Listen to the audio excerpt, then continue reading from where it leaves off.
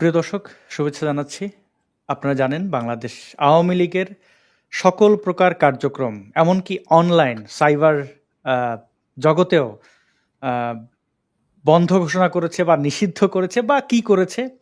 আমরা জানি ডক্টর মোহাম্মদ ইউনূসের যে সরকার, এই সরকারটি এই সিদ্ধান্ত নিয়েছে। এখন এই নিয়ে নানান জল্পনা কল্পনা হচ্ছে। আপনারা দেখতে পাচ্ছেন আমাদের সাথে আছেন ব্যারিস্টার, রাজনৈতিক বিশ্লেষক নিজু মজুমদার। নিজু মজুমদার ভাই, আপনাকে স্বাগত জানাই।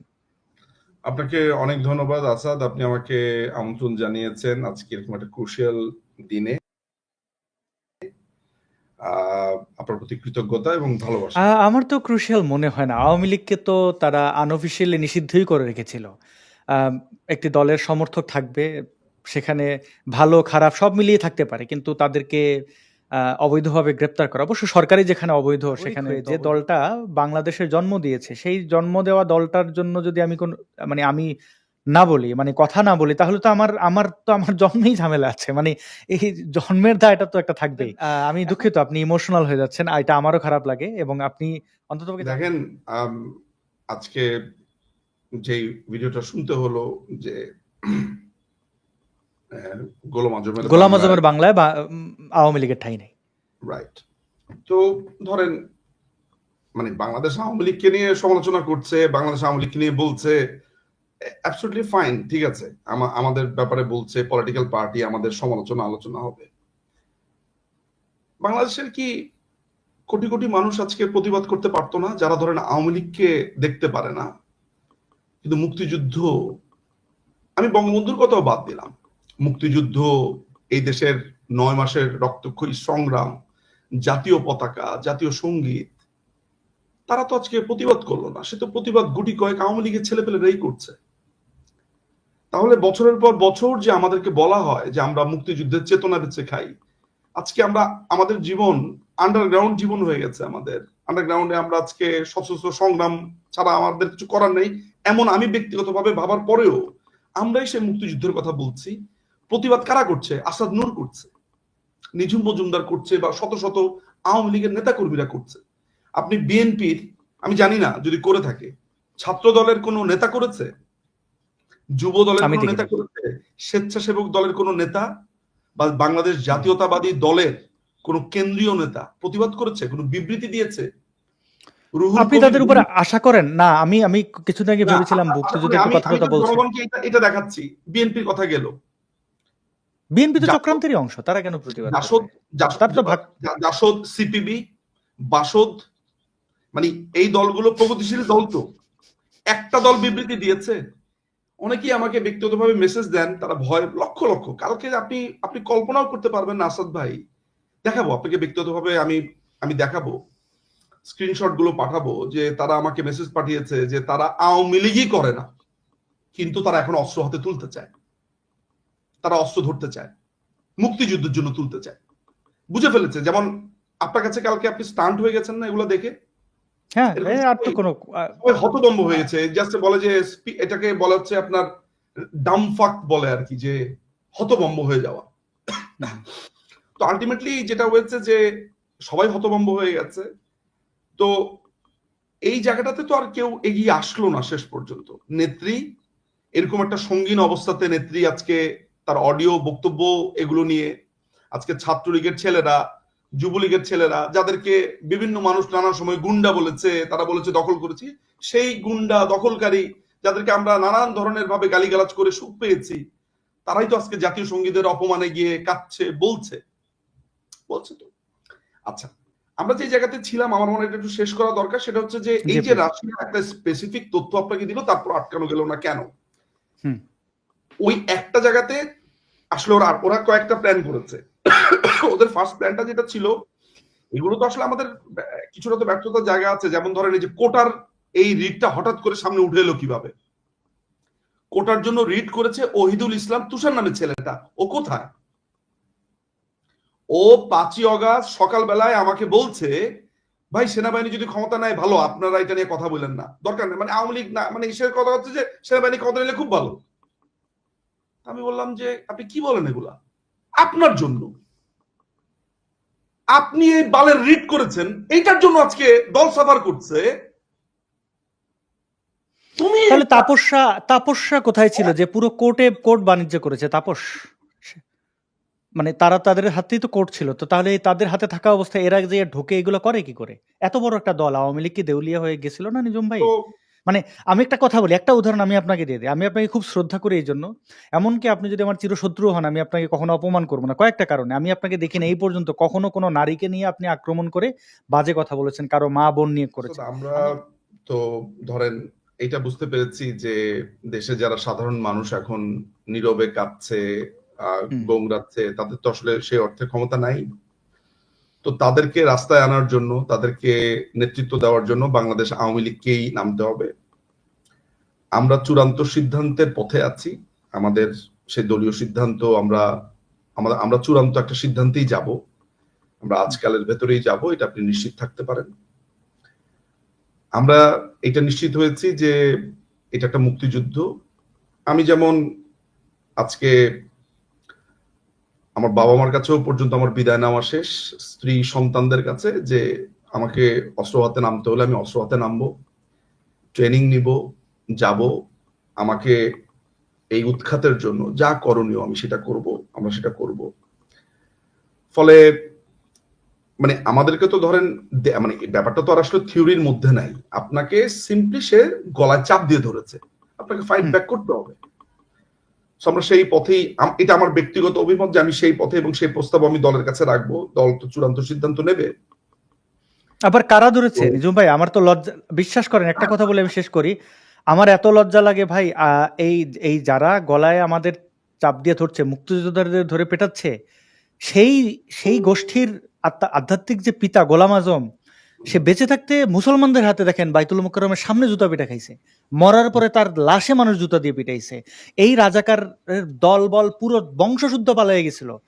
আজকে শেখ হাসিনা ভারতে চলে যাওয়ার পরে তার অন্তর্বাস নিয়ে এরা এরা এরা মিছিল এই এই এরাই কিন্তু করেছে, একই একই গোত্র, এবং তারা আমাদেরকে হুমকি ধমকি দেয়। এখন আপনি বলেন যে আহ, আওয়ামী লীগকে কি আমরা আবারও বিশ্বাস করতে পারি? মানে আওয়ামী লীগ কি এখন আসলেই ঠিকঠাক ইয়ে দেবে? মানে ওই যে বললাম একটু আগে, তাদের শত্রু আওয়ামী লীগ, তো আমাদের তো বন্ধু আওয়ামী লীগ, তো আওয়ামী লীগ কি আসলেই দিক নির্দেশনা ঠিকঠাক বাংলাদেশ, দেবে নাকি আগের মতো আপনাকে একটা ভুলভাল কথা নেতারা আপনাকে একটা কথা অহংকার? আমি আপনাকে একটা কথা আমি জাস্ট আজকে বলে দেই, এটা আপনি কনফিডেন্টলি শুনতে পারেন। সেটা হলো যে হুম, আহ, এই দেশকে এন্ড অফ দ্য ডেতে এরকম একটা সিচুয়েশন থেকে উদ্ধার আওয়ামী লীগই করবে, এবং সেটা সাধারণ জনতা যারা আছে আমরা সবাই মিলেই এই আওয়ামী লীগকে আজকে নেতৃত্বের মধ্যে এটা উদ্ধার করবে, এটা নিশ্চিত থাকেন।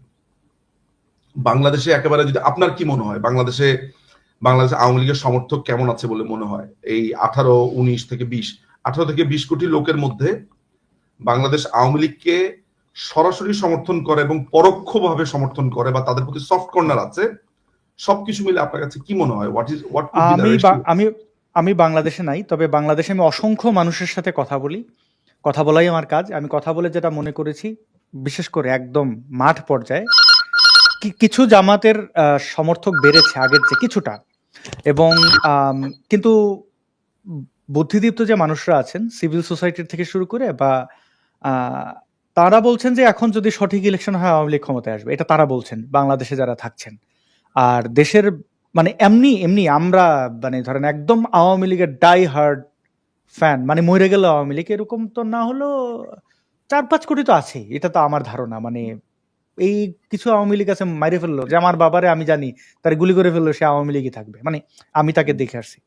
হ্যাঁ, তো শিক্ষকতা করতেন, ইলেকশনের ডিউটি থাকতো, ভোট দিতে পারতো না বলে 1 মাস তার দুঃখ থাকতো। তো রাইট। যে আওয়ামী লীগের প্রতি যে অত্যাচার নির্যাতন যা হচ্ছে, বিশেষ করে 32 ভাঙা, একটা কথা আমি আপনাকে বলি, সেটা হচ্ছে যে বাংলাদেশ আওয়ামী লীগ এমন একটা দল যে তার রেসপন্সিবিলিটিটা এই কারণেই একটু বেশি আসলে, যে 32 যখন ভাঙছে তখন একজন আওয়ামী লীগের হৃদয় ভাঙছে না, সাথে আসাদ নূরেরও হৃদয় ভাঙছে, অফকোর্স সাথে যিনি কবিতা আবৃত্তি করেন, যিনি আওয়ামী লীগ করেন না, তারও হৃদয় ভাঙছে, যিনি নাটক থিয়েটার করেন তারও হৃদয় ভাঙছে, তিনি আওয়ামী লীগ করেন না। আওয়ামী লীগের প্লাস পয়েন্টের জায়গাটা হচ্ছে এমন যে আওয়ামী লীগ বাংলাদেশের বুকে এমন ভাবে জুড়ে আছে যে তাকে আঘাত করলে অনেকের আঘাত লাগে। আওয়ামী লীগ যখন জেতে তখন হয়তো আওয়ামী লীগ এককভাবেই জিতে, আওয়ামী লীগ যখন কষ্ট পায় তখন ওই কষ্টটা অনেকে মিলে একসাথে পায়, এবং এই কারণে আওয়ামী লীগকে কেউ কখনো হারাতে পারবে না। আজকে তা আওয়ামী লীগ কি ওই নেতৃত্বের মূল্যটা দেবে জায়গাটা আজকে যে আমাদের মানুষগুলো নেতৃত্বের আওয়ামী লীগকে জায়গাটা একটু ভালোবাসে? সরি সরি আপনার কথা বুঝতে পারিনি। যে আওয়ামী লীগের প্রতি যে এই যে গণমানুষের যে অবস্থান, মানে এই যে একটা খোলামেলা করলে যে আওয়ামী লীগ ছাড়া আর বিকল্প নাই, এটা তো আমরা ঠিকা বুঝছি, কেউ আগেই বুঝছেন, কেউ পরে বুঝছেন, বা যাই হোক, এইটা আওয়ামী লীগকে আসলে মূল্যায়ন করে যারা আসলে সত্যিকার অর্থে আওয়ামী লীগকে চায় বা আওয়ামী লীগের সমর্থন করে। আমি আপনাকে আগের প্রিভিয়াস আলোচনাতে যাব না, আমি ওইটা নিয়ে কোনো আলোচনা করব না। আমি আপনাকে একটা প্রশ্ন করি, আপনার কি মনে হয় যে আমাদের মতো তরুণরা যদি আওয়ামী লীগে থাকে, আওয়ামী লীগকে মানুষ ভালোবাসবে কি বাসবে না? আপনার কাছে জানতে। অবশ্যই বাসবে, যেটা তরুণরা ছিল না তো আওয়ামী লীগের। আমি একটা কথা বলি, সমালোচনা করি আওয়ামী লীগের পেজে এখনো ঢুকলে। আচ্ছা নিঝুম ভাই, এই যে জুলাইয়ের আন্দোলনটা হইলো, কথিত আন্দোলন, এই আন্দোলনটা যে ম্যানিপুলেটটা যে করলো মানুষে, এটা কি মিলিটারি আর ওই 2-3টা ভাড়াটে লোকরে, 2-3টা তো না, শত শত ওদের ট্রেনিং করে টাকা টোকা দিয়া, ডলার ফলার দিয়া ক্ষমতা ফেলাই দিছে এমন না। আন্দোলনটা চাঙায় দিছে কিন্তু সোশ্যাল মিডিয়া, ফেসবুক, ইউটিউব। এখন আপনি কারোর বলতে পারেন ও বেটা ফেসবুক চালা। আপনাকে আমি এইটার একটা জবাব দেওয়ার আগে আরেকটা বলে দিই, এরকম আমার মতো জি। অসংখ্য তরুণ, শিক্ষিত, এডুকেটেড, সংবেদনশীল, প্রগতিশীল, তারা এখন সব আওয়ামী লীগের রাস্তাতে আছে এবং সামনের আওয়ামী লীগ একটা দুর্দান্ত আওয়ামী লীগ হবে। তাহলে এখনো কেন নিঝুম ভাই, আমার 1991 সালে জন্ম, আমি জন্মের পরে যখন বোঝা শুরু করছি, টেলিভিশন বুঝছি, তখন তো মাদ্রাসায় পড়ে, এর কিছুদিন পরে টেলিভিশন দেখার সুযোগ হয়েছে, তখন বিটিভি দেখছি। বিটিভির সেই সময়ের যে প্রেজেন্টেশন, যে চাকচিক্য, তার চেয়েও বর্তমানে আওয়ামী লীগের প্রেজেন্টেশন খারাপ। পেজের মধ্যে দেখি 1000টা পোস্ট প্রত্যেক দিন লাইভ। শোনেন ভাই, বলি এটা করবেন কিনা সমালোচনার জায়গা। যারা ভিডিও করেন, যে যারা ভিডিও, ওকে ঠিক আছে নিঝুম ভাই, আপনি ফিরে আসলে আমি ইয়ে করছি। তো আমি একটু দর্শকদেরও জিজ্ঞেস করি, এটা সত্যি বলতেছি কিনা, যে আমরা এই 2000 সালের দিকে বাংলাদেশ টেলিভিশন যতটা সুন্দর দেখছি, আওয়ামী লীগের পেজে নিঝুম ভাই এখনো যারা প্রেজেন্ট করেন, আমি তাদের সমালোচনা করি না, তারা অনেক জ্ঞানী মানুষ, কিন্তু ক্যামেরা লাইট এমন অবস্থা দেখে মনে হয় যে এইমাত্র সিডোর থেকে আসছেন, মানে উনি বন্যা পীড়িত হয়ে, অথবা আমাদের যে রোহিঙ্গারা এসে আশ্রয় নিছেন ওই খাল বিল পাড়ি দিয়া, মানে খুব দুরবস্থা, মানে প্রেজেন্টেশনের অবস্থা খুব খারাপ। কেন মনে হয় তরুণদের কথা শুনতে হলে, শোনাতে হলে তো তরুণদের মনে জায়গা করে নিতে হবে, ইনফ্লুয়েন্সার লাগবে, আওয়ামী লীগের অনেক মুখ লাগবে এবং সুন্দরভাবে প্রেজেন্ট করতে হবে। সেই ব্যাপারে আওয়ামী লীগ এখনো কেন দেয় না, দৃষ্টি দেয় না? সোশ্যাল মিডিয়া আওয়ামী লীগের তো নিয়ন্ত্রণে থাকার কথা। আপনার দুটো প্রশ্ন ছিল, সেটা হচ্ছে যে শুধু এদেরকে টাকা কিভাবে হলো এই জিনিসটা, সেটা আমি যদি এটা জবাব দিয়ে দিই, জি, যে বাংলাদেশ আওয়ামী লীগের একটা ব্যাপার আপনাকে আমি একটু পরিষ্কার করে দিই, যে আগে কি হয়েছে সেটা নিয়ে অনেক আলোচনা সম্ভব এবং সেটা আপনারাই সমালোচনা করবেন, করা উচিত। আপনারা যারা বলছেন, কারণ এই দোষগুলো ধরিয়ে দিলেই না আমরা বুঝতে পারবো যে কি হয়েছে। সামনের যে আওয়ামী লীগটা আসবে, এই যে তৃণমূল, তাদেরকে মূল্যায়ন করা হবে, তরুণ নেতৃত্ব উঠে আসবে, এই আওয়ামী লীগকে বাংলাদেশের মানুষ দেখতে চায়। আপনি নিশ্চিত থাকেন, নেত্রী সামনের আওয়ামী লীগটাকে একটা অনন্য আওয়ামী লীগ হিসেবে আনবেন, আপনি নিশ্চিত থাকতে পারেন। ভুল ত্রুটিও থাকবে, কিন্তু সেই আওয়ামী লীগটাকে দেখে আপনার মনে হবে এটা তো 72-এর আওয়ামী লীগ, এটা তো মুক্তিযুদ্ধের আওয়ামী লীগ। আপনি বলবেন যে আওয়ামী লীগ চেষ্টা করবে না। সমালোচনা কি হবে আসাদ ভাই জানেন? যে বিল্ডিংটা 10 তলা না হয়ে ওরকম আপনার আলোচনাটা হবে অন্য লেভেলের, কিন্তু আপনি ওইটা বলবেন না 10 তলা বিল্ডিং করতে গিয়ে নিজ মজুমদার বা অমুক হাজার হাজার কোটি টাকা চুরি করেছে, ওইটা আপনার মুখ দিয়ে বের হবে না। আপনার কাছে তখন আসবে হচ্ছে যে স্ট্রাকচারটা এমন হলে কেমন হতো, অমন হলে কেমন হতো, আপনার সমালোচনার ধরন পাল্টে যাবে। আমি আপনাকে বলছি, এই দেশটা আমাদের অনেকে বলে যে আচ্ছা আপনি আওয়ামী লীগের সমালোচনা করেন, বিএনপির করেন না। আরে তো বিএনপির কাছে তো আমার কোনো দাবিই নাই, আমি তো বিএনপির ওই জায়গায় নেই নাই যে তার কাছে আমি এত দাবি করব। ধরেন আপনি আপনার ভাইয়ের কাছে যে দাবিটা করবেন, পাশের বাড়ির রহিমউদ্দিনে তো এই দাবিটা করবেন না। আওয়ামী লীগ মুক্তিযুদ্ধের নেতৃত্ব দানকারী দল, এই দেশের স্বাধীনতা, সার্বভৌমত্ব এবং আওয়ামী লীগের গঠনতন্ত্র বলে যে আওয়ামী লীগ সকল দল মতের মানুষকে, চিন্তার মানুষকে অ্যাকসেপ্ট করে। একজন হিন্দু ব্যক্তি আওয়ামী লীগের এমপি হবে, আওয়ামী লীগের প্রধানমন্ত্রী পর্যন্ত একজন হিন্দু ব্যক্তি হবে। কিন্তু আমরা এই তো গত 20 বছর আওয়ামী লীগকে দেখলাম একটু, যে আওয়ামী লীগ হিন্দুদের দল, জামাত শিবির যে প্রোপাগান্ডা চালাইছে ওইটা থেকে নিজেকে সরানোর জন্য একটু একটু ডানপন্থীদের টানলো, তারা বেইমানি করবে, জীবনে মরে গেলেও ভোট দেবে না, আওয়ামী লীগরা জানে, তারপরেও এই চেষ্টাটা করলো। এগুলো কি আমলাদের কুবুদ্ধিতে করছে নাকি আওয়ামী লীগের কোনো নির্বোধ নেতাদের বা চক্রান্তকারীদের কারণে করছে? নিজের নৌকা কেন অন্য পথে, মানে নদী পানি রেখে কেন বালির মধ্যে ঠেলা শুরু করলো নৌকা? দেখেন, একটা একটা একটা রাষ্ট্র পরিচালনার ক্ষেত্রে, মানে ধরেন আপনি আপনার এই জায়গাটা থেকে যেভাবে দেখেন, এর আগে আপনার সাথে আমি একটা প্রোগ্রামে বলেছিলাম, ঠিক 5 বছর পর পর আমার মনে আছে একটা আপনার সাথে একটা বড় শো আমি করেছিলাম। একটা রাষ্ট্র পরিচালনা করবার জন্য আপনি আমি একটা সময় যখন অ্যাজ এ রাইটার অথর জায়গা থেকে বলতাম, তখন আমি একভাবে দেখতাম। when I'm into politics and in the system, then আমি বুঝতে পারি যে this is how it works.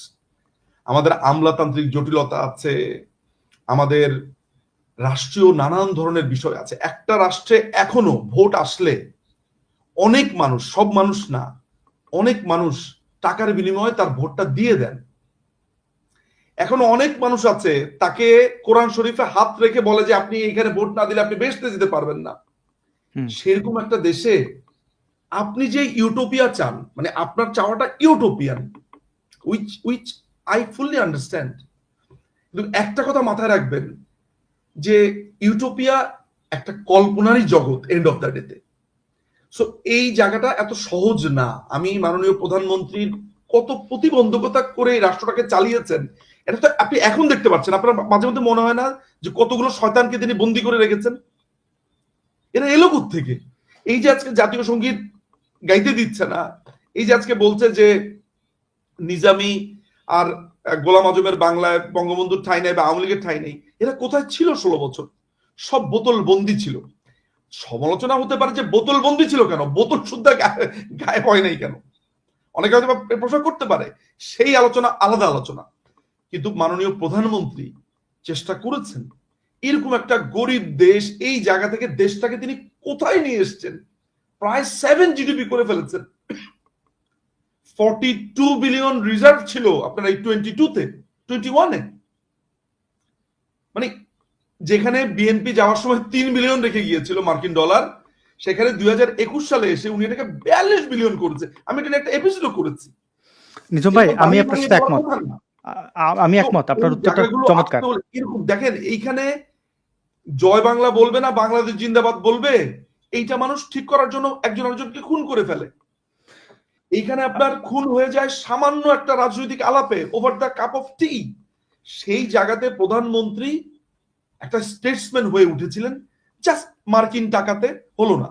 সেনাবাহিনী যদি বিট্রেটা না করত, আজকে যদি সেনাবাহিনী বলে, আজকে যদি ওয়াকার বলে যে আমি ইউনুসকে চাই না, এখন কয়টা বাজে বাংলাদেশে? এখন আপনার ধরেন দুপুর, সন্ধ্যাবেলাতে ক্ষমতা শেষ হয়ে যাবে। আপনি এইসব টোকাইয়ের বাচ্চা, এই হাসনাত হতো এই যখন আপনার ওয়াকারকে নিয়ে এসে যখন মন্তব্য করলো, সে গিয়ে ওয়াকার কাছে মাফ চেয়ে আসলো, আসিফ তাকে নিয়ে গেল সেনা ভবনে, ওয়াকার গিয়ে তার পা চেপে ধরেছে, সরি একদম কোনো কথা নেই। ভাই নিজাম ভাই, আমি দোতলা থেকে নামলো ওয়াকার, দোতলা থেকে নামলো আসিফ, ওইখানকার লোকজন তো আছে আমাদের, আসিফ নিয়ে গেল, আসিফের নিয়ে যাওয়ার পরে সোজা ওকে ওই আসিফ একটা ট্যাপ করে দিয়েছে, গিয়ে হাসতে তার পায়ে ধরে বসলো, সরি স্যার সরি।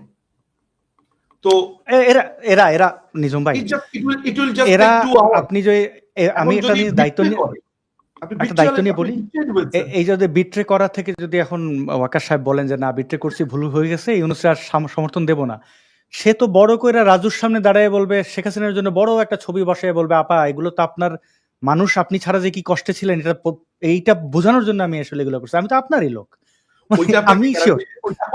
আমি গ্যারান্টি দেই বাংলাদেশে আর এই চামচামি হবে না। You can be assured.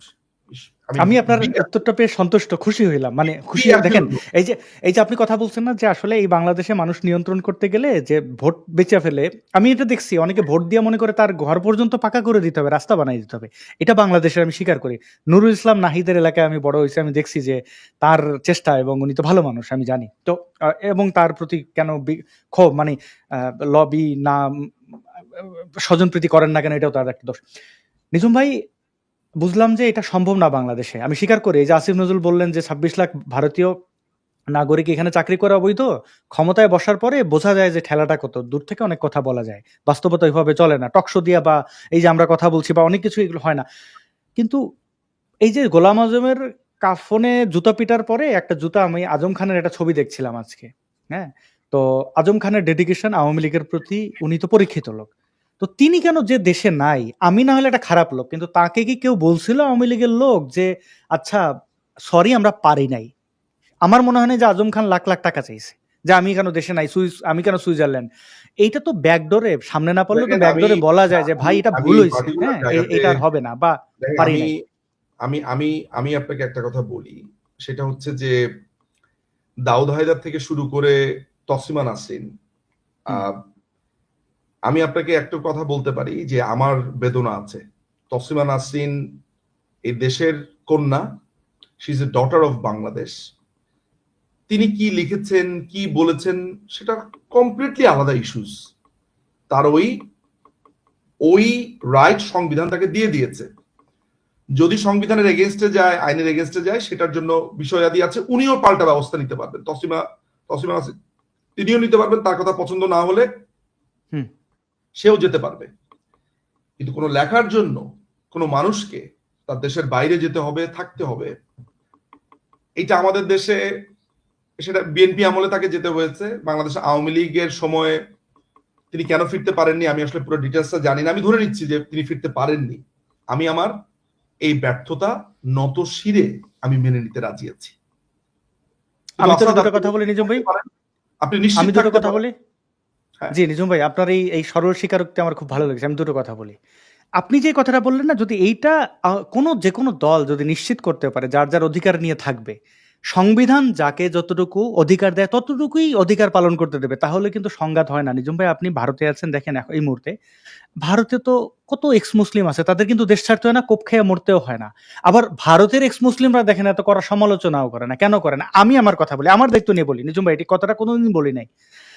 আমাকে যখন দেশ ছাড়তে হয়েছে, এই যে দেশ ছাড়ার যে এই যে ট্রেন্ড, এইটা থামানোর জন্য আমি ইচ্ছা করে আরো বেশি বেশি আঘাত করছি যে আমার তো দেশেই থাকতে দেন, আমি আঘাত দেবো না কেন? আপনি আমাকে কালকে দেশে নিয়ে যান, আমি বাইতুল মোকাররমের সামনে বসে চা খাবো, একটা কটু কথাই বলবো না। আমি আমি মানি না, আমি যদি আপনার সাথে সহ অবস্থান করতে পারি, আমার সমস্যা কি? আমার তো কে কখন মারা গেছে, কে কি করছে, আমার তো দরকার নাই। এখন অনেকে বলতে পারে, আর না, না, আমি তো কালকে আমি দেশে যেতে চাই। আমি আপনাকে একটা আপনার এই কথার সাথে আমি আমি এই সম্পূর্ণ লাইভে বলি নিজম ভাই, অনেকে বলে যে বিদেশ থাকার জন্য, আমি বলি কালকে যদি আমাকে দেশ বলে যে তুমি দেশে চলে আসো, তোমার মামলা তুলে নেবো, তুমি তোমার মতো করে থাকো, তোমার কেউ ডিস্টার্ব করবে না, আমি কালকে চলে যাবো বাংলাদেশে। মানে না, না, এখন আপনারা যদি কেউ বলে আপনি আওয়ামী লীগ করেন অ্যাসাইলামের জন্য, এগুলো বলে, মানে যারা বলে তাদের উদ্দেশ্যে বলি যে ভাই, শুধু রাষ্ট্র যদি তার দায়িত্বটা পালন করে যে ও নাস্তিক ওর মতো থাক, ও হিন্দু, ও মুসলিম, ও শিয়া, ও এমনকি জঙ্গিও যদি সে মনে মনে জঙ্গি হয়, কারোর না মারে যায়, তার সাথে আমি একসাথে চা খাইতে আমার অসুবিধা নাই তো নিজম ভাই। মানে এটা হলে কিন্তু শান্তি চলে আসে। একটা মানুষ তার জীবন নিয়ে সওদা করে না। আমি একটা কথা বলবো, আমারে মাইরে ফেলবে, আমি জানি আমাদের ব্লগারদের মারছে, আমি কেন সমালোচনায় যাবো? জি নিজুম ভাই, আপনি যেটা বলছেন, যদি আপনি এই চিন্তাটা করেন, আওয়ামী লীগ যদি এই চিন্তা করে, তাহলে আমি তো, আমার চেয়ে খুশি বেশি কেউ হবে না। আমি আপনাকে আমি একটা কথা সমালোচনায় বাদ দিয়ে দেবো। আমি আপনাকে একটা কথা পরিষ্কার ভাবে বলি, সেটা হচ্ছে সামনের বাংলাদেশে কোনো মানুষকে কোনো মানুষকে তার লেখার জন্য, তার চিন্তার জন্য, তার ভাবনার জন্য এই দেশের ভূখণ্ড ছাড়তে হবে না। একটা মানুষ লিখবেন, একটা মানুষ বলবেন, তিনি যেন সেই কথা বলতে পারেন, তার কলমের যাতে সেই শক্তি, সে আমাকে নিয়ে বলতে চান, আমার বিরুদ্ধে বলতে চান, আমি তাকে গিয়ে বলে আসব যে ধরেন আপনাকে 2টা কলম এক্সট্রা কিনে দিলাম, একটা কিবোর্ড কিনে দিলাম, বলে ফেলেন। আমরা আজকে যে তরুণকে, যে বাচ্চা ছেলেকে, যে ছাত্রলীগের ছেলেকে আমি কলকাতায় দেখছি, তার এই জীবনের এই আর্লি স্টেজে নির্বাসিত জীবন যাপন করছে, আজকে যে তৃণমূলের কর্মীদেরকে আমি দেখেছি, আমার আমার আমার হৃদয়ের এক একটা অংশ বাংলাদেশ আওয়ামী লীগের তৃণমূল, তাদের এই স্ট্রাগলটাকে আমি যেভাবে এই চোখের সামনে দেখেছি, এবং তারা যেভাবে নিজেদেরকে ঋদ্ধ করছে, এক একটা হীরা হয়ে উঠেছে। এই তৃণমূল, আওয়ামী লীগের এই তৃণমূল আগামী দিনের আওয়ামী লীগ। এক একটার চোখে মুখে যেন আমি সৈয়দ আশরাফকে দেখি, আমি এক একটা তৃণমূলের কর্মীকে দেখি, আর আমার কাছে মনে হয়, আমি ওই ছেলেটার নাম বলবো না, গাজীপুরের একটা ছেলে, বিপদে পড়তে পারে, একটা অসম্ভব সুদর্শন একটা ছেলে, 6 ফিট টল, বয়স মাত্র তার 22, আসাদ ভাই নির্বাসিত হয়ে এখানে বসে আছে। ওকে দেখে আমি খুব কষ্ট পেয়েছি যে ওর এই জীবনটা, হ্যাঁ ওর রাজনৈতিক জীবন ঋদ্ধ হচ্ছে। ও বুঝে ফেললো এই 22 বছরের জীবনে যে পলিটিক্স করলে দেশের বাইরে থাকতে হয়, আর যেন কাউকে তার শুধুমাত্র রাজনীতির জন্য, তার কথার জন্য, বক্তব্যের জন্য এই বাংলাদেশের ভূখণ্ডের বাইরে না থাকতে হয়। এই বাংলাদেশের মানুষ যাতে এইটা চিন্তা না করে যে আমি ঘর থেকে বের হব, আমার টাকা টান দিয়ে নিয়ে যাবে, আমার কালকে আমাকে একটা পেঁয়াজের দামের কথা চিন্তা করতে হবে, আমার ছেলে ইউনিভার্সিটিতে যাব, টাকা কোথায়, আমার মেয়ের বিয়ে হবে, ওর বিয়ের টাকা কোথায়, আমার বাচ্চা হবে, আমার হসপিটালের টাকা কোথায়। একটা মানুষ যাতে হসপিটালে কষ্ট না পায়, সামনের আওয়ামী লীগের রাজনীতি হবে সেই রাজনীতি, এইটা একটা পিওর ওয়েলফেয়ার স্টেট হবে।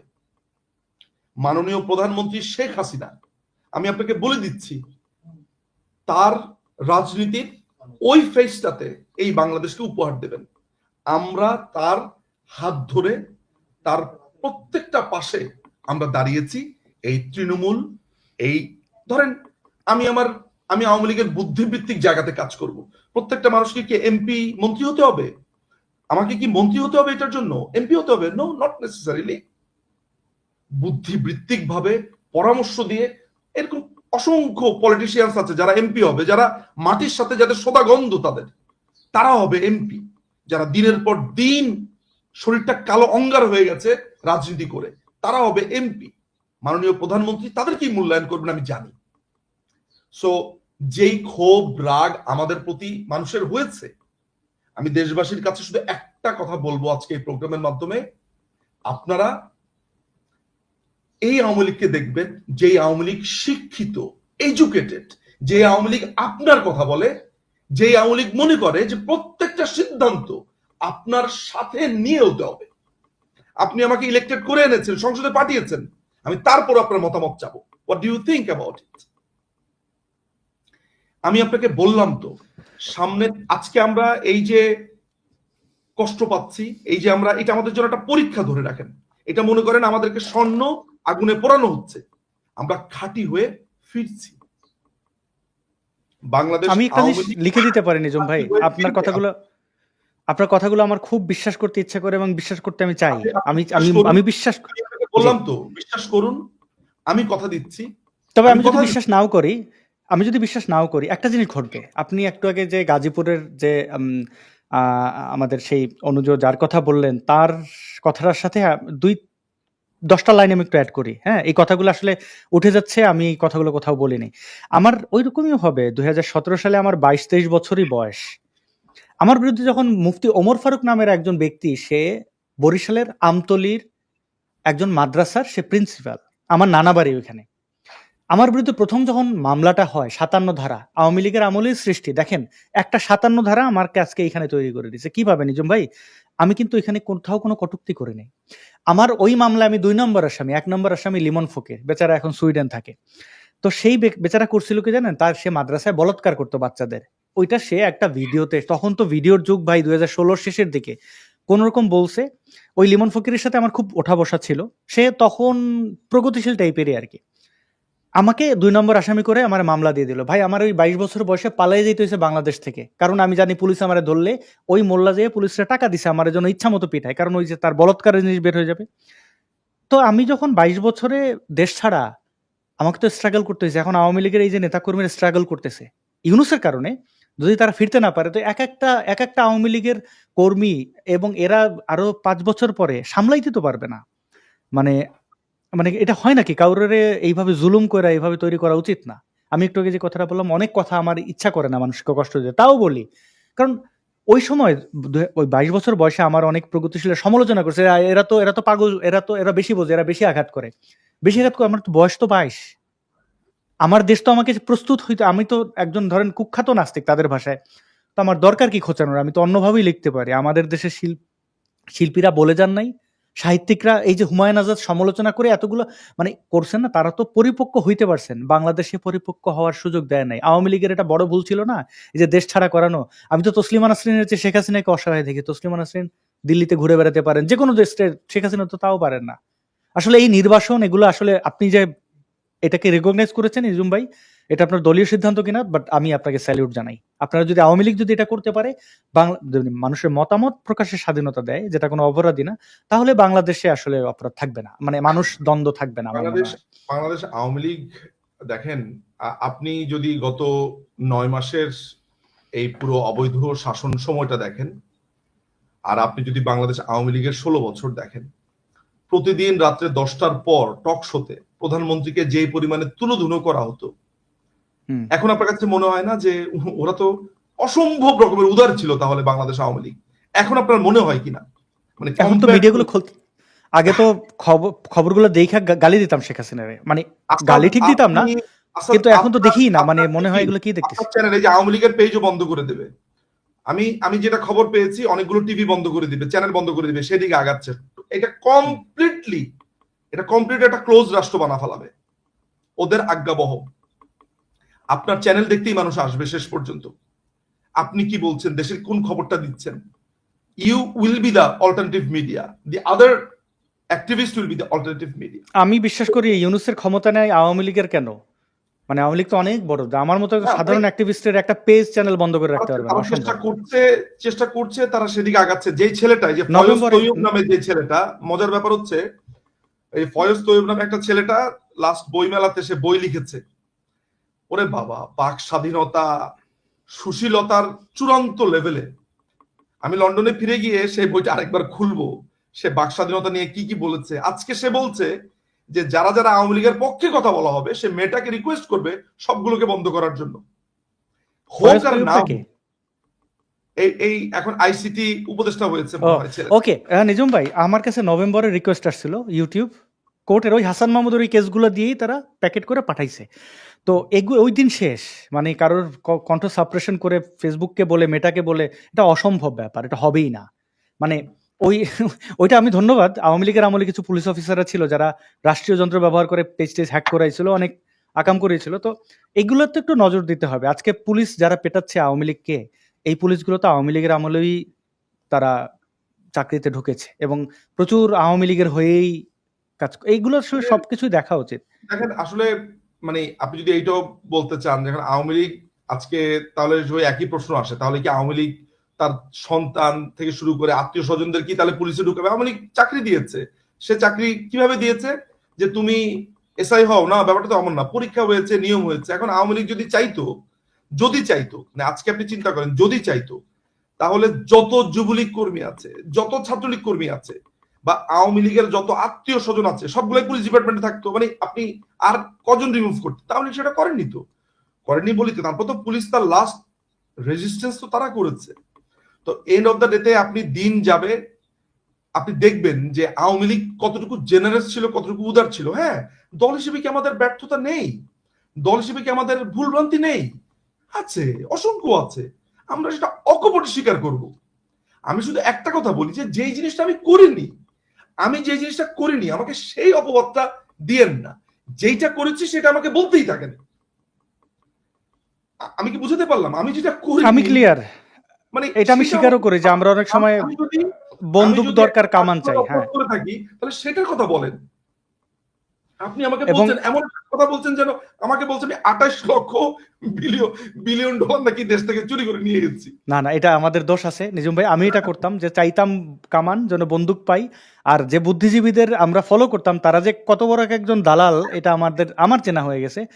আমরা আজকের বণিক বার্তা থাকবে কিনা কতক্ষণ জানি না। 10 তারিখে একটা দেখছি বহির্বিশ্বে সীমিত হয়ে আসছে বাংলাদেশিদের গন্তব্য। এখন আমাদের আর কেউ ভিসা দেয় না, এখন আমাদের আর মানে লোকটারে কেউ থামান ভাই। হ্যাঁ নিজম ভাই, আসলে লোকটারে থামানোর দরকার। এরকম অবস্থা হলে জানেন আমাদের কোন ক্যাটাগরিতে ফেলছে? আমাদের লিবিয়ার সাথে ফেলছে, আমাদের উত্তর কোরিয়ার সাথে ফেলছে।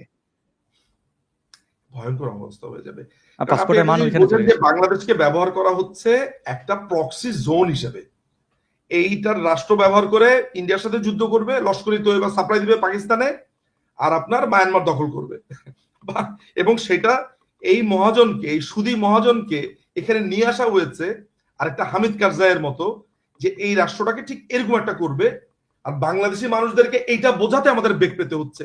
থ্যাঙ্কস গড যে আজকে আজকে আমি যে কথাটাও এখানে বলা দরকার, যে এই যে আইভি আপা আর আপনার আব্দুল হামিদ, তাদেরকে দিয়ে একটা রিফাইন আওয়ামী লীগ করতে চেয়েছে। মাঝখানে আপনার সোহেল তাজকে নিয়েছে, পাগলামি ছাগলামির কারণে হয়তো তাকে লাইন থেকে বাদ দিয়েছে। আরো একজন আছে, সেই নাম আমি এখন বলবো না, এটা আমাদের দলের জন্যই বিব্রতকর, আমরা আমরা আমরা জানি অনেকেই। সো চেষ্টা করেছিল, এটা হয়নি। তো রিফাইন আওয়ামী লীগ, কিন্তু আব্দুল হামিদ সাহেব এবং আইবি তারা তো আওয়ামী লীগের জন্য অন্তপ্রাণ, তারা কোনো না কোনো ভাবে বেঁচে গেছেন। একটা পর্যায়ে তারা বলেছে গ্রেফতার করেন, কিন্তু আওয়ামী লীগের সাথে বেইমানি করতে পারবো না। হামিদ ভাই একটা অসাধারণ কাজ করেছে, অসুস্থতার কথা বলে এই যে আমি আসছি, এই তো চিকিৎসাটা নিয়ে আসছি বলে তিনি জানে বেঁচেছেন। এখন আরো কয়েকজন আছেন, আমি নাম আবার বলতে চাই না, দেখা যাবে যে বলার সাথে সাথে দেখে গ্রেফতার করবে, যেহেতু সামনে চলে আসলে। আরো কয়েকজন আছেন যারা চুপ করে বসে আছেন, মানে কেউ তো বিক্রিটা করতে চাচ্ছে না। যাদেরকে চাপ দিয়ে আপনি আওয়ামী লীগ করাবেন, তারা তো কেউ নেত্রীর সাথে, দলের সাথে বেইমানি করবে না, মাথায় বন্দুক থেকে আপনি করছেন। আপনি তাদেরকে বলছেন না, নাহলে আওয়ামী লীগ কিন্তু নিশ্চিহ্ন হয়ে যাবে, এই হবে সেই হবে। ও আওয়ামী লীগ নিশ্চিহ্ন করে ফেলুক, কোনো সমস্যা নাই। 2 টাকার টোকায় যদি আওয়ামী লীগ নিশ্চিহ্ন করতে পারে করবে, কোনো সমস্যা নাই। কিন্তু আওয়ামী লীগ ভাঙবে না। আওয়ামী লীগের বাইরে হয়ে ওই 1980 সাল 85 সালের মতো 5টা আওয়ামী লীগ হবে না। এক আওয়ামী লীগ, এক দেশের জনতা, এক দেশের নীতি, শেষ। এই জনতাকে নিয়েই বাংলাদেশ আওয়ামী লীগ যাবে, এটাই হচ্ছে আমাদের সার কথা।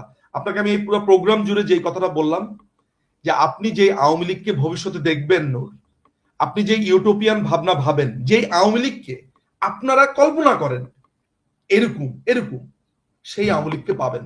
আমি বারবার বলছি যে এই তরুণদেরকে আপনি সামনে পাবেন। এক একজন তরুণ, এই তরুণ পলিটিশিয়ানসরা, তৃণমূলরা, আপনি বাগেরহাটের বা বরগুনার বা পটুয়াখালী বা মুন্সিগঞ্জ বা আপনি প্রত্যন্ত অঞ্চলে এমন এমন সব তরুণরা উঠে আসবে যে আপনি তার দিকে তাকাবেন, ভাববেন কে এরা, কিন্তু এরা প্রত্যেকটা মাটির ঘ্রাণ পাবেন এদের গায়ে থেকে। কৃষকরা উঠে আসবে, মানুষ উঠে আসবে, এই সোদা গন্ধ নিয়ে বঙ্গবন্ধুর কৃষকরা, বঙ্গবন্ধুর মেহনতি মানুষরা, বাংলাদেশ আওয়ামী লীগ ঠিক এইভাবে উঠে আসবে। যেই দেশে একটা সন্তান চিন্তা করবে না যে আমি ইন্টারমিডিয়েট পাস করলাম, অনার্স পাস করলাম, আমার চাকরির কি হলো, করতে হবে না। একটা লেখক ভাববে না এই লাইনটা লিখলে কি তাকে দেশ ছেড়ে চলে যেতে হবে। নো, লেখেন লেখেন, বলেন বলেন বলেন, এই বাংলাদেশ হবে।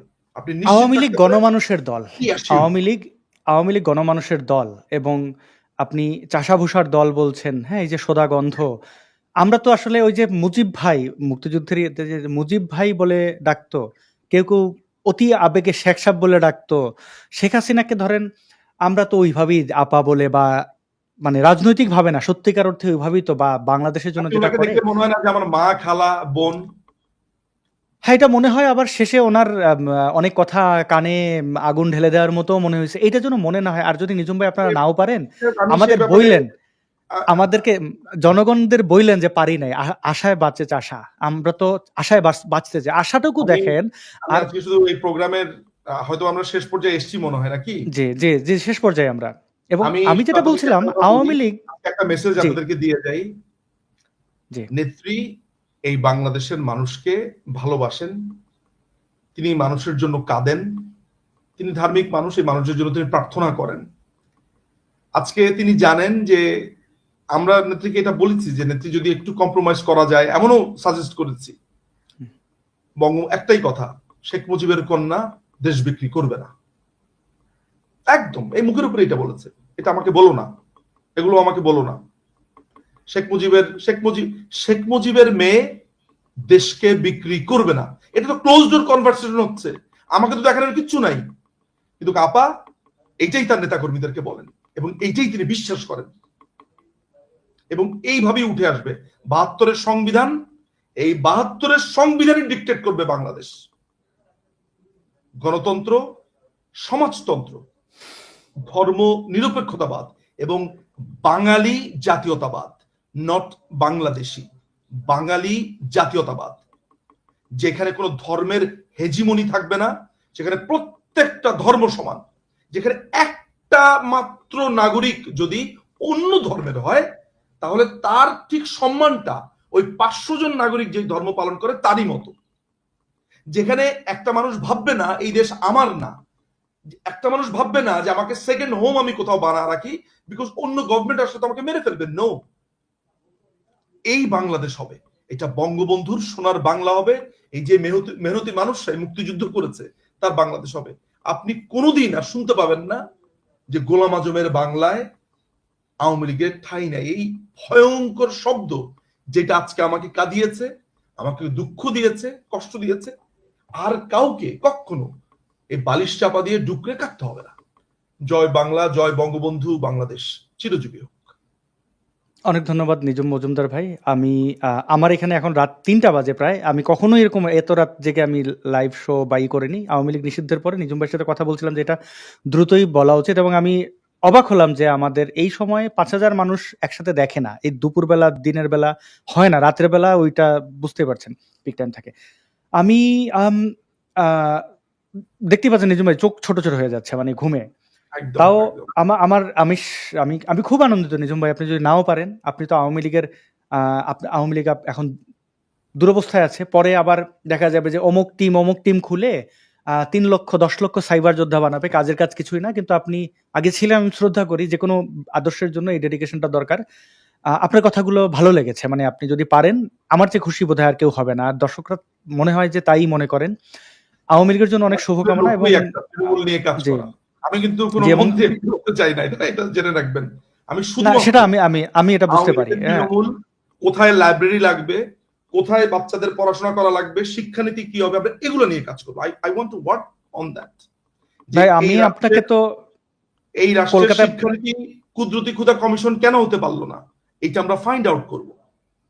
আমরা ফাইন্ড আউট করব যে এই রাষ্ট্রে কেন আপনার যাত্রাপালা বন্ধ হয়ে গেল, কেন বন্ধ হয়ে গেল গ্রামের মেলা, কেন বন্ধ হয়ে গেল বৌচি, দাঁড়িয়াবান্ধা, গোল্লাছুট, কেন বন্ধ হয়ে গেল সাতচারা, কেন বন্ধ হয়ে গেল ফুটবল, কেন বন্ধ হয়ে গেল আনন্দ, নৌকা বাইচ, কেন এই দেশটা কালচারাল রেভলিউশন হলো না, কেন আমি রাস্তাঘাটে ট্রেনে বই পড়তে দেখি না, কেন আমি দেখি এরা ভিডিও গেম খেলে, এগুলো আমরা ফাইন্ড আউট করব। আমি ওই জায়গাতে কাজ করতে চাই। উঠান বৈঠক, তরুণদের সাথে কথা, সমাবেশ, তরুণদেরকে নিয়ে আসা, উঠিয়ে নিয়ে আসা একটা গ্রামের সন্তানকে, একটা শহুরের সন্তানকে যে ঘর কোনা, যে ইন্ট্রোভার্ট, তাকে উঠিয়ে নিয়ে আসতে চাই, স্পিক আপ। আমি ঢাকা রেসিডেন্সিয়াল মডেল কলেজে আমাকে টান দিয়ে নিয়ে এসেছে কর্নেল কায়সার, আমার প্রিন্সিপাল ছিলেন ব্রিগেডিয়ার কায়সার, তিনি অবসর নিয়েছেন। কথা বলতে হবে তোমাকে, প্রত্যেকটা মানুষকে কথা বলতে হবে, পাবলিকলি কথা বলা শিখেছি। কেন বাংলাদেশের প্রত্যেকটা school Dhaka residential model college হবে না, বা স্কুল হবে না, সেন্ট জোসেফের মতো হবে না, ক্যাডেট কলেজের মতো হবে না? We have to find out. একটা আমি এই জায়গাগুলো আওয়ামী লীগ ছেড়ে দিয়েছিল। আওয়ামী লীগ তো এই জায়গাগুলো ছেড়ে দিয়েছিল। কেন বলাৎকারের শিকার হতে হবে? একটা মাদ্রাসার ছেলে কেন স্বপ্ন দেখবে না যে ওই টুপি মাথায় দিয়েও সে নাসাতে যেতে পারে? একটা মাদ্রাসার ছেলে কেন কল্পনা করতে পারবে না যে বাংলাদেশের পতাকা দেখে স্যালুট দিবে? কেন সে কল্পনা করতে পারে না সে হুজুর, সে আল্লাহর কালাম জানে, কিন্তু একই সাথে সে জাতীয় সঙ্গীত গাইবে? আমরা ওরকম একটা বাংলাদেশ করবো। নিজুম ভাই, এই প্রত্যেকটা সেক্টর খুবই গুরুত্বপূর্ণ, কিন্তু আওয়ামী লীগ এই প্রত্যেকটা সেক্টর তো ছেড়ে দিয়েছিল। নিজুম ভাই, আমি একটু 2005 সালে আমি যখন ছাত্রলীগ করেছি, আমি দেখেছি আমাদের সিনিয়র ভাই ব্রাদাররা তাদের যোগ্যতা বলে তারা শিক্ষা বা তার বিনয় এগুলো দিয়ে রাজনীতিতে নেতা হয়েছেন। আমরা তো বাংলাদেশে বঙ্গবন্ধুর মতো নেতা চাই, যার কথা শুনলে লোম দাঁড়িয়ে যাবে। আমরা দেখলাম বঙ্গবন্ধুকে কপি করে সার্জিস যখন বিতর্কিত হলো, তখন খুঁজে দেখলাম কি সে ছাত্রলীগের ফ্রন্টে থাকতো। কারণ কি, সেনাকে আবৃত্তি করে বঙ্গবন্ধু, মানে তাকে মানে দেখলাম যে কাউয়ার গলায়, মানে আমি তো অবাক হয়ে গেছি। এইটা ছিল ছাত্র রাজনীতি? এরকম দিয়ে যে সে ভাষণ দিয়েছে, খন্দকার মোশতাক ফেইল। এবং আমরা রাজনীতিতে দেখেছি, পুরনো সংসদ অধিবেশনগুলো দেখলে মনে হয় যে, বিশেষ করে আমি কয়েকজন বর্ষিয়ান নেতার কথা বলতে পারি, আপনি সৈয়দ আশরাফের কথা আর বলবেনই না ভাই। আমার মনে হয় যে আমরা রত্ন হারিয়েছি। সৈয়দ আশরাফ গেল, আওয়ামী লীগে ডুবলো। সৈয়দ আশরাফের জায়গায় আপনি এই দলের তৃণমূল কর্মীরা এক একটা হীরা, এখনো পর্যন্ত আওয়ামী লীগ তার মাথা উঁচু করে স্ট্রংলি মানে দাঁড়িয়ে আছে। সংসদে ভাবেন নিজম মজুমদার, তোফায়েল আহমেদ, সুরঞ্জিত সেনগুপ্ত বক্তব্য দিচ্ছেন, শুনতেই মনে চেয়েছে এখনকার জেনারেশন তো রাজনীতি নেতাই পায় না, ভাড় পেয়েছে সামনে, যাদের নিয়ে মিম হয়েছে আপনি দেখেন। পার্লামেন্টে ওই খেতে কাজ করে যে কৃষক, ওই কৃষক যাবেন পার্লামেন্টে, আপনি দেখবেন। জয় বাংলা, পার্লামেন্ট জয় শুরু করে বঙ্গবন্ধু। হ্যাঁ, আমি বিশ্বাস করতে চাই। পার্লামেন্ট থেকে তারা অধিবেশন শেষ করে সে চলে যাবে তার ধান মারাইতে, আপনি ওই কৃষককে পাবেন, দেখবেন এই বাংলায় তা হবে, এবং সেটা আওয়ামী লীগ করবে। বাংলাদেশ আওয়ামী লীগ মেহনতি মানুষের দল। আমি আপনাকে বললাম যে এই আওয়ামী লীগকে আমরা সাজাবো ঠিক এইভাবে, আমরা পেছন থেকে আওয়ামী লীগকে ঠিক এইভাবে সাজাবো, একদম এইভাবে। আজকে আমরা যখন রাস্তায় নেমেছি, আমার মতো শত শত তরুণ নেমেছে, এবং এই আওয়ামী লীগকে আমরা স্বপ্নের মতো সাজাবো, ঠিক আছে, আপনি নিশ্চিত থাকতে পারেন। জি, অনেক ধন্যবাদ।